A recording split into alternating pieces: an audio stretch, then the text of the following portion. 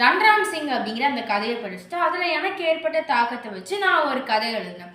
அதுக்காக நாஞ்சில் நாடன் ஐயா எனக்கு 2 புத்தகங்களை பரிசா தந்தாங்க. அதில் ஒரு புத்தகம் தான் நாமும் நாஞ்சில் என்பேன் அப்படிங்கிற இந்த புத்தகம். இதை நான் வாசிக்கிட்டே இருக்கேன். இதில் எனக்கு ரொம்ப தாக்கம் ஏற்படுத்திய ஒரு விஷயத்தை பற்றி உங்க கூட பேசலாம் அப்படிங்கிறதுக்காக வந்திருக்கேன். அமாவாசை அப்படிங்கிறது உண்மையான தமிழ் பெயரா அப்படின்னு கேட்டால் நம்ம எல்லாம் ஆச்சரியப்படுவோம். அப்போ இவ்வளோ நாள் நம்ம தமிழ் பெயர்னு நினச்சிட்டு இருந்தோமே, அது உண்மை இல்லையா அப்படின்னு நம்ம நினைப்போம். இதை விட ஆச்சரியமான ஒரு விஷயம் என்னன்னா, அந்த கேள்வியை முதல்ல கேட்டது யாருன்னா, நாஞ்சில் நாடன் ஐயாவுடைய நண்பரோட பொண்ணு கனடா நாட்டில் 8வது வகுப்பு படிச்சுட்டு இருந்திருக்காங்க. அப்போ அவங்க கேட்டிருக்காங்க, அமாவாசை அப்படிங்கிறது ஒரு தமிழ் பெயரே கிடையாதுல்ல, அப்போ அதோட உண்மையான தமிழ் பெயர் என்ன அப்படின்னு கேட்டிருக்காங்க. அதுக்காக ஆய்வு பண்ணி அந்த கட்டுரையை ஐயா எழுதியிருக்காங்க.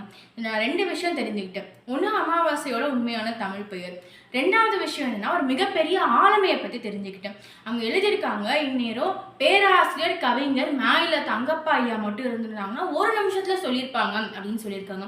அப்போ இவ்வளோ பெரிய ஆளுமை யாரு அப்படின்னு நான் போய் படிச்சு பார்க்கும்போது எனக்கு இன்னும் ரொம்ப ஆச்சரியமா இருந்துச்சு. சரி, வாங்க திருப்பி அமாவாசைக்குள்ள வருவோம். ஒரு 14 பக்கங்கள் சான்றோட எல்லாத்தையும் எழுதினதுக்கு அப்புறம் கடைசி பக்கத்துல அதோட உண்மையான தமிழ் பெயர் எழுதியிருக்காங்க. அமாவாசைக்கு உண்மையான தமிழ் பெயர் என்னன்னா காருவா, அதாவது கருத்த உவா. கார்னா கருப்பு, உவானா நிலவு.